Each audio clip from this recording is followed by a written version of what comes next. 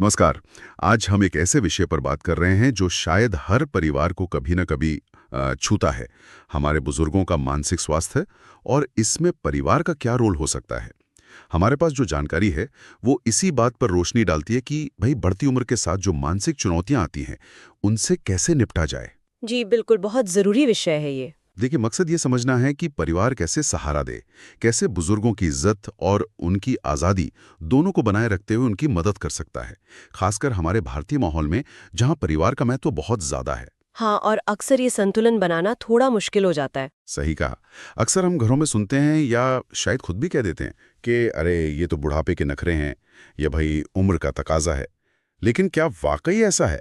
आज की बातचीत में हम यही जानने की कोशिश करेंगे कि इन बातों को गंभीरता से लेना क्यों जरूरी है। तो चलिए इस मुद्दे को थोड़ा और करीब से देखते हैं। सबसे पहले ये समझना जरूरी है कि जब हम जीरियाट्रिक मेंटल हेल्थ यानी बुजुर्गों के मानसिक स्वास्थ्य की बात करते हैं तो इसका ठीक ठीक मतलब क्या है। बिल्कुल। सीधे शब्दों में कहें तो ये 65 साल या उससे ज्यादा उम्र के लोगों की दिमागी और जज्बाती सेहत से जुड़ा है। उम्र बढ़ने के साथ कुछ खास तरह की मानसिक चुनौतियां आ सकती हैं। इसके पीछे कई वजह हो सकती हैं। जिंदगी में बड़े बदलाव, जैसे रिटायरमेंट के बाद का खालीपन। हाँ, रिटायरमेंट एक बड़ा बदलाव है। जी। या किसी करीबी का दुनिया से चले जाना। कई बार सामाजिक अलगाव महसूस होता है, क्योंकि दोस्त बिछड़ जाते हैं या शायद बच्चे दूर रहते हैं। सेहत का गिरना, जैसे पुरानी बीमारियां या चलने फिरने में दिक्कत आना, वो भी एक बड़ा कारण है। कुछ लोगों को लगता है कि अब जीवन में कोई मकसद नहीं रहा, या फिर अपनी सेहत और पैसों को लेकर एक लगातार चिंता बनी रहती है। ये सब चीजें मिलकर मतलब मानसिक स्वास्थ्य पर असर डाल सकती है। और आमतौर पर बुजुर्गों में किस तरह की मानसिक स्वास्थ्य समस्याएं ज्यादा देखने को मिलती हैं? देखिए, बुजुर्गों में डिप्रेशन यानी अवसाद काफी आम है, जी। लेकिन अक्सर इसे पहचानना मुश्किल होता है, क्योंकि इसके लक्षण थोड़े अलग हो सकते हैं युवाओं से। अच्छा, कैसे अलग?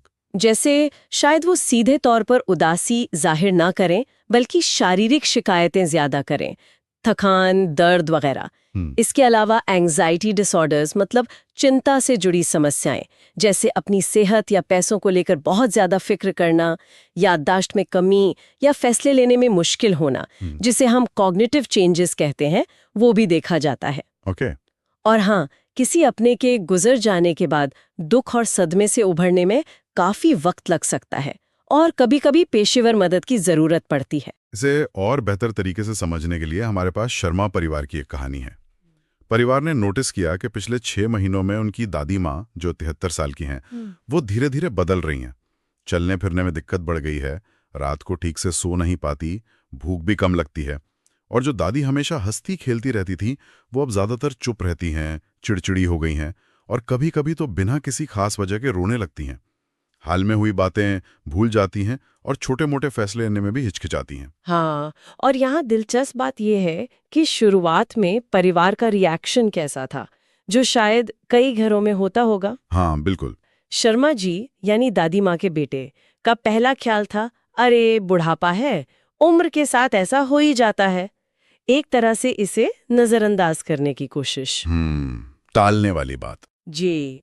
जबकि उनकी पत्नी, घर की बहू ज्यादा चिंतित थीं। वो कह रही थीं, नहीं कुछ तो बात है, हमें डॉक्टर को दिखाना चाहिए। बच्चे राहुल और प्रिया भी दादी के इस बदलाव से परेशान थे, समझ नहीं पा रहे थे कि क्या करें। ये दिखाता है कि कैसे हम अक्सर इन संकेतों को बस बुढ़ापा मान लेते हैं। सही है। लेकिन अच्छी बात ये हुई कि परिवार ने इसे हल्के में नहीं लिया। उन्होंने तय किया कि वो डॉक्टर से मिलेंगे और साथ ही घर पर दादी माँ के लिए एक सपोर्ट सिस्टम बनाएंगे। तो ये एक बहुत बड़ा सवाल उठता है, कहाँ तक बदलाव उम्र का सामान्य हिस्सा है और कहाँ से ये चिंता का विषय बन जाता है। मतलब उस महीन सी लकीर को कैसे पहचाने। ये बहुत जरूरी सवाल है। देखिए, उम्र के साथ कुछ बदलाव सामान्य हैं, जैसे कभी-कभी नाम भूल जाना या कोई चीज रखकर भूल जाना, सोचने की रफ्तार थोड़ी कम हो जाना या पहले जितनी फुर्ती न रहना। नींद के पैटर्न में बदलाव भी आम है। ये सब मतलब ठीक है, चलता है। ओके। लेकिन खतरे की घंटी तब बजती है जब लक्षण गंभीर हों, जैसे लगातार गहरी उदासी, नाउम्मीदी या जीने की इच्छा ही खत्म हो जाना। ये गंभीर डिप्रेशन के संकेत हो सकते हैं। या फिर याददाश्त इतनी ज्यादा गिरने लगे कि व्यक्ति जाने पहचाने रास्तों या जगहों में ही खो जाए, अगर कोई बिल्कुल अकेले रहने लगे, सबसे कट जाए, यहाँ तक कि परिवार से भी बात ना करे, या फिर अपनी साफ सफाई, खाने पीने या दवाइयों का बिल्कुल ध्यान ना रखे, तो ये सब गंभीर संकेत है। अच्छा। इन पर तुरंत ध्यान देना और मदद लेना जरूरी हो जाता है। एक और बात समझने वाली है कि बुढ़ापे के भी अलग अलग पड़ाव होते हैं। जैसे 65 से 75 साल की उम्र को यंग ओल्ड कहते हैं, 75 से 85 को मिडिल ओल्ड और 85 से ऊपर वालों को ओल्ड ओल्ड। हर पड़ाव की अपनी अलग चुनौतियां हो सकती हैं। अच्छा, ये भी एक फैक्टर है। जी। शर्मा परिवार की दादी माँ 73 साल की हैं, यानी यंग ओल्ड पड़ाव में। उनके जीवन में हाल ही में बड़े बदलाव हुए हैं। 2 साल पहले दादाजी गुजर गए, रिटायरमेंट के बाद सामाजिक मिलना जुलना कम हो गया और अब सेहत से जुड़ी दिक्कतें भी शुरू हो रही हैं। ये सारे फैक्टर मिलकर उनकी मानसिक स्थिति पर बोझ डाल रहे हैं। हाँ, और जैसा आपने बताया, दादी माँ में डिप्रेशन के लक्षण साफ दिख रहे थे। मूड का बदलना, हमेशा खुश रहने वाली दादी का उदास और चिड़चिड़ा होना, हर वक्त थकान महसूस करना, नींद ना आना और निराशा भरी बातें करना, जैसे अब मेरी जिंदगी में रखा ही क्या है। बिल्कुल। साथ ही चिंता वाले लक्षण भी थे। सेहत को लेकर हद से ज्यादा फिक्र करना, हर छोटी तकलीफ को बड़ी बीमारी समझना, पैसों की चिंता की कहीं खत्म ना हो जाएं और ये डर कि कहीं वो परिवार पर बोझ ना बन जाएं। ये वाकई सोचने वाली बात है कि कैसे ये शारीरिक, जज्बाती और सामाजिक चीजें एक दूसरे से इतनी गहराई से जुड़ी हुई है। बिल्कुल जुड़ी हुई हैं। एक का असर दूसरे पर पड़ता ही है। तो अगर कोई परिवार इस स्थिति का सामना कर रहा है, तो वो एक असरदार, काम करने वाला सपोर्ट सिस्टम कैसे बना सकता है? शर्मा परिवार ने क्या किया? शर्मा परिवार का तरीका काफी व्यवस्थित था और इससे हम बहुत कुछ सीख सकते हैं। इसके कुछ खास कदम थे। पहला कदम था सही से समझना और पहचानना, असेसमेंट एंड आइडेंटिफिकेशन। सिर्फ ये कहना काफी नहीं कि दादी उदास हैं। परिवार ने मिलकर दादी माँ की पूरी स्थिति को समझने की कोशिश की। मतलब पूरी पिक्चर देखना। हाँ, बिल्कुल। शारीरिक तौर पर क्या दिक्कतें हैं, दर्द कहाँ है, नींद कैसी है, भावनात्मक रूप से वो कैसा महसूस कर रही हैं, उदासी की वजह क्या हो सकती है, सामाजिक तौर पर क्या वो अकेली महसूस कर रही हैं, दोस्तों से बात हो पाती है, और दिमागी तौर पर क्या स्थिति है, कंफ्यूजन है, याददाश्त कैसी है। एक तरह से पूरी तस्वीर देखी। ठीक है, और फिर? दूसरा और बहुत जरूरी कदम था पेशेवर मदद लेना और उसके साथ तालमेल बिठाना, कोऑर्डिनेशन विद प्रोफेशनल हेल्प। देखिए, परिवार का प्यार और सहारा अपनी जगह है, लेकिन कई बार पेशेवर मदद जरूरी होती है, खासकर जब लक्षण गंभीर हों। इसमें फैमिली डॉक्टर और जरूरत पड़ने पर बुजुर्गों के मानसिक स्वास्थ्य के विशेषज्ञ जैसे जीरियाट्रिक साइकाइट्रिस्ट या साइकोलॉजिस्ट को शामिल करना अहम है। लेकिन यहाँ परिवार का रोल खत्म नहीं होता, बल्कि और बढ़ जाता है। उन्हें डॉक्टर को दादी माँ के व्यवहार, लक्षणों के बारे में सही जानकारी देनी होती है। ये पक्का करना होता है कि इलाज ठीक से हो रहा है या नहीं, दवाइयाँ समय पर ली जा रही हैं या नहीं, डॉक्टर के साथ अपॉइंटमेंट पर जाना, और अगर डॉक्टर कोई सलाह दें जैसे घर के माहौल में कुछ बदलाव करने की, तो वो करना। सही है, डॉक्टर और परिवार का साथ में काम करना जरूरी है। और तीसरा कदम, जो शायद रोजमर्रा की जिंदगी में सबसे अहम है, घर पर ही एक सपोर्ट का ढांचा तैयार करना। बिल्कुल। तीसरा और सबसे कारगर हिस्सा था रोजमर्रा के पारिवारिक सहारे का ढांचा बनाना। शर्मा परिवार ने बहुत समझदारी से एक मल्टी जेनरेशनल केयर टीम बनाई, यानी घर के हर सदस्य की एक खास भूमिका तय की। इससे किसी एक पर सारा बोझ नहीं आया। ये तो बहुत बढ़िया तरीका। कैसे किया उन्होंने? शर्मा जी जो पिता बेटे हैं, उन्होंने प्रैक्टिकल चीजों की जिम्मेदारी ली, जैसे डॉक्टर के अपॉइंटमेंट, पैसों का इंतजाम, घर में सुरक्षा का ध्यान रखना वगैरह। उनकी पत्नी यानी माँ बहू, उन्होंने भावनात्मक देखभाल यानी इमोशनल केयर गिवर का जिम्मा संभाला। दादी माँ को हौसला देना, उनके खाने पीने का ध्यान रखना, उनसे बातें करना, उनकी सुनना। पोता राहुल जो टेक सेवी था, वो टेक और सोशल कनेक्टर बना। उसने दादी माँ को पुराने दोस्तों से वीडियो कॉल पर बात करवाई, उनके मनोरंजन के लिए कुछ इंतजाम किया। अच्छा, टेक्नोलॉजी का सही इस्तेमाल। जी। और पोती प्रिया वो घर में खुशी और क्रिएटिविटी लाने वाली बनी। वो दादी माँ के साथ बैठकर ड्राइंग करती, उनसे कहानियां सुनती, या कभी उनके साथ हल्का फुल्का कुछ एक्टिविटी कर लेती। ये सुनने में तो बहुत अच्छा लग रहा है, एक पूरी टीम, हर किसी का अपना रोल। पर क्या ये हकीकत में हमेशा मुमकिन है? आजकल के छोटे परिवारों में या जहां बच्चे दूर रहते हैं, वहां ये कैसे काम करेगा? आपका सवाल बिल्कुल जायज है। ये एक आदर्श स्थिति है और हर परिवार शायद ठीक इसी तरह न कर पाए। अगर परिवार छोटा है या सदस्य दूर रहते हैं तो शायद भूमिकाएं बदल जाएं या कुछ जिम्मेदारियां बाहरी मदद लेकर पूरी करनी पड़ें, जैसे कोई केयरटेकर रखकर। हाँ, ये भी हो सकता है। लेकिन मूल सिद्धांत वही रहता है, मिलकर जिम्मेदारी लेना। चाहे वो रोज फोन पर हालचाल पूछना हो, हफ्ते में एक बार मिलने जाना हो या टेक्नोलॉजी का इस्तेमाल करके जुड़े रहना हो। जरूरी ये है कि बुजुर्ग सदस्यों को ये महसूस हो कि वो अकेले नहीं हैं और उनकी देखभाल की जिम्मेदारी सब मिलकर उठा रहे हैं। सही बात है, एहसास दिलाना जरूरी है। अच्छा, ये तो हुआ सपोर्ट सिस्टम बनाने की बात, लेकिन जो खास समस्याएं हैं जैसे डिप्रेशन या बहुत ज्यादा चिंता, उसमें परिवार सीधे तौर पर कैसे मदद कर सकता है? और सबसे बड़ा सवाल, ये सब करते हुए उनकी इज्जत, उनकी डिग्निटी कैसे बनाए रखी जाए? बिल्कुल। डिप्रेशन के मामले में जैसा मैंने पहले कहा, एक नियमित दिनचर्या, स्ट्रक्चर्ड रूटीन बहुत फायदा करती है। उठने, खाने, सोने का एक तय समय, इससे मन और शरीर दोनों को एक स्थिरता मिलती है। दूसरा, उन्हें किसी ऐसे काम में लगाना जिससे उन्हें लगे कि वो अभी भी काबिल है, उनकी जरूरत है। इसे हम मीनिंगफुल एंगेजमेंट कहते हैं। कोई उदाहरण? जैसे शर्मा परिवार ने दादी माँ से कहा, माँ, आप राहुल और प्रिया को अपनी वो खास अचार की रेसिपी सिखाओगी? इससे दादी माँ को एक टीचर का रोल मिला, उनका आत्मविश्वास बढ़ा, उन्हें लगा कि हाँ, मेरी भी अहमियत कर। ये अच्छा आइडिया है। और तीसरा, सामाजिक जुड़ाव बनाए रखना, दोस्तों या रिश्तेदारों से बात करवाना, भले ही फोन पर, अकेलेपन को कम करना। और चिंता के लिए? जहां तक चिंता कम करने की बात है, तो पहली चीज है सही जानकारी देना। सेहत को लेकर अगर वो ज्यादा परेशान है तो डॉक्टर के पास साथ जाना, डॉक्टर से मिली जानकारी को शांति से बिना डराए उन्हें समझाना, उनकी फिक्र को सुनना, उसे खारिज न करना। अरे कुछ नहीं है कहने की बजाय उनकी चिंता को समझना और उन्हें उन चीजों पर ध्यान दिलाने में मदद करना जो नियंत्रण में है। पैसों की चिंता है तो उन्हें बार बार ये भरोसा दिलाना कि उनकी जरूरतें पूरी होंगी। जैसे शर्मा जी ने कहा, माँ, अब बिल्कुल चिंता मत करो, आपकी हर जरूरत का ध्यान रखना हमारी जिम्मेदारी है। ये आश्वासन बहुत जरूरी है। और वो इज्जत वाली बात, वो कैसे संभाली जाए? हाँ, वो सबसे ज्यादा जरूरी है। सम्मान के साथ देखभाल। इसका सीधा सा मतलब है कि मदद करते हुए भी उनकी आजादी और उनके आत्मसम्मान का पूरा ध्यान रखना। ये एक महीन संतुलन है। कैसे साधें संतुलन? छोटे बड़े फैसलों में उन्हें शामिल करना, उनकी राय पूछना, माँ आप क्या चाहती हैं, या डॉक्टर के पास कल चलें या परसों। बात करते वक्त ताना मारने या उन्हें बेचारा महसूस कराने वाले लहजे से बचना। जैसे ये कहने के बजाय कि आप इतना क्यों भूल जाती हैं, हम कह सकते हैं, अरे हाँ, ये चीजें कभी कभी कंफ्यूज कर देती है ना, कोई बात नहीं। हाँ, लहजा बहुत मायने रखता है। बिल्कुल।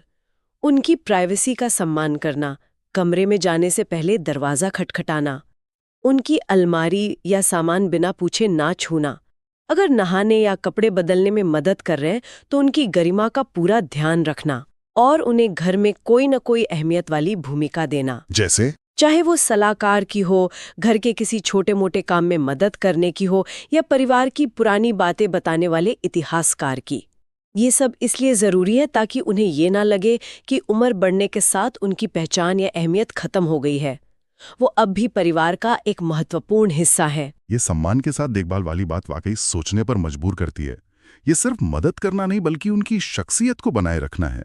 अच्छा, एक और पहलू है जो अक्सर बहुत सेंसिटिव होता है, जीवन के आखिरी पड़ाव की बातें, वसीयत, इच्छाएं, या जिसे हम लेगेसी बिल्डिंग कहते हैं। इस बारे में बात करना भी परिवारों के लिए मुश्किल होता है। इससे कैसे संभाला जाए? हाँ, ये एक मुश्किल लेकिन बेहद जरूरी बातचीत है।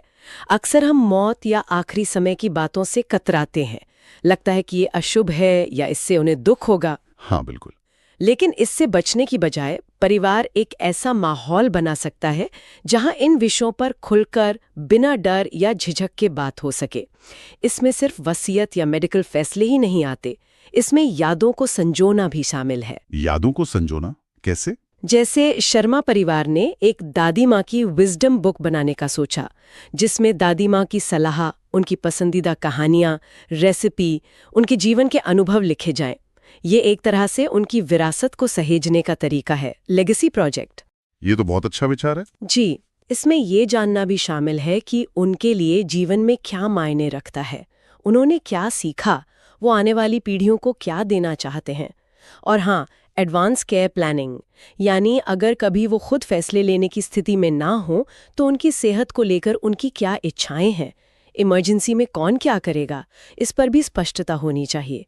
ये सवाल उठाता है कि हम जीवन के अंतिम पड़ाव को कैसे देखते हैं, सिर्फ एक अंत के रूप में या जीवन भर के ज्ञान और अनुभव को साझा करने के एक मौके के रूप में।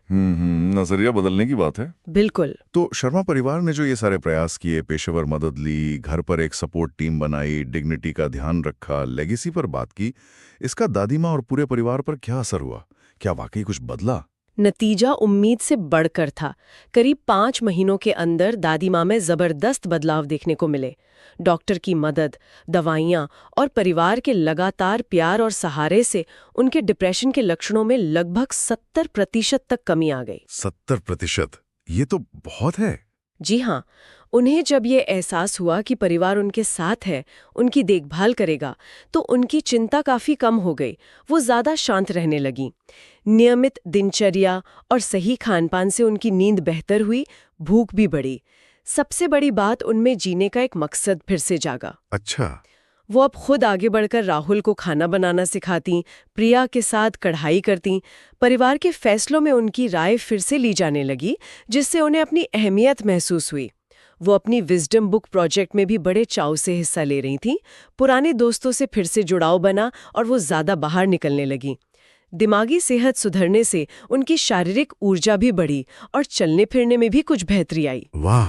और ये बदलाव सिर्फ दादी माँ तक सीमित नहीं था, पूरे परिवार पर इसका सकारात्मक असर पड़ा। घर में एक खुलापन आया, लोग अपनी भावनाओं, डर और जरूरतों के बारे में ज्यादा खुलकर बात करने लगे। देखभाल की जिम्मेदारी बढ़ जाने से किसी एक पर बोझ नहीं रहा, तनाव कम हुआ। और सबसे खूबसूरत बात यह हुई कि इस पूरे अनुभव ने परिवार के अलग अलग पीढ़ियों के बीच के रिश्ते को और गहरा और मजबूत कर दिया। वाह, ये सुनकर वाकई अच्छा लगा। तो इस पूरी कहानी और आपकी बातों से ये साफ है कि जब डॉक्टर की मदद और परिवार का सोचा समझा, इज्जत भरा साथ मिलता है, तो बुजुर्गों की मानसिक सेहत में बहुत बड़ा फर्क आ सकता है। ये सिर्फ दवाइयों या लक्षणों को कम करने की बात नहीं है, ये उनकी जिंदगी की क्वालिटी, उनकी गरिमा और खुशी को वापस लाने की बात है। बिल्कुल सही कहा आपने। आज की इस पूरी बातचीत से कुछ कह लें कि सुनहरे नियम या जरूरी बातें निकलकर सामने आई हैं। जी।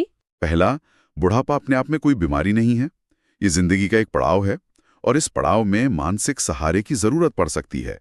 इसमें कुछ भी अजीब या गलत नहीं है। सही है। दूसरा, परिवार बुजुर्गों की मानसिक सेहत के लिए सबसे बड़ा सहारा है, लेकिन अकेले परिवार ही काफी नहीं, पेशेवर मदद भी उतनी ही जरूरी है। दोनों का तालमेल जरूरी है। बिल्कुल। तीसरा, मदद करते वक्त इज्जत और आज़ादी का संतुलन साधना बहुत जरूरी है। हमें उनकी स्वायत्ता यानी खुद फैसले लेने की क्षमता का सम्मान करना चाहिए। चौथा, शुरुआती संकेतों को पकड़ना जरूरी है। बदलाव दिखने पर ये तो बस बुढ़ापा है कहकर टाले नहीं, बल्कि ध्यान दें और जरूरत पड़ने पर सलाह लें।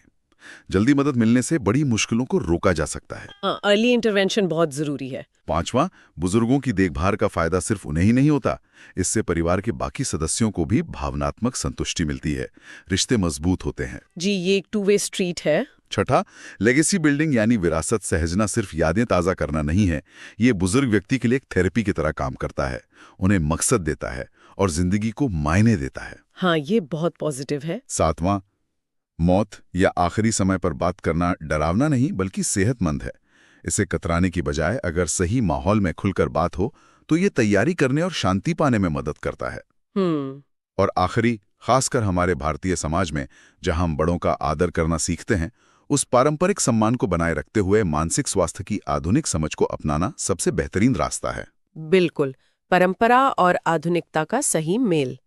और अंत में एक बात सोचने के लिए छोड़ जाती हूँ। अक्सर हम बुढ़ापे को एक अंत, एक बोझ या सिर्फ बीमारियों का दौर मान लेते हैं, लेकिन क्या हम इसे ऐसे देख सकते हैं? बुढ़ापा जिंदगी का अंत नहीं है, ये ज्ञान, अनुभव और गरिमा का उत्सव मनाने का समय है। बहुत खूब कहा। गले लगाता है तो बुढ़ापे के साल सचमुच सुनहरे साल बन सकते हैं। याद रखें, हमारा लक्ष्य परफेक्ट या बिना किसी समस्या वाला बुढ़ापा नहीं होना चाहिए, क्योंकि चुनौतियां तो आएंगी ही। लक्ष्य होना चाहिए एक सहारे वाला और सम्मानजनक बुढ़ापा, जहां इंसान खुद को अकेला, बेकार या बोझ महसूस न करे। बिल्कुल सही, समर्थित और सम्मानजनक बुढ़ापा। आज की बातचीत यहीं खत्म करते हैं। उम्मीद है ये जानकारी उन सभी परिवारों के काम आएगी जो अपने बुजुर्गों का ध्यान रख रहे हैं या आने वाले समय में रखेंगे। धन्यवाद। धन्यवाद।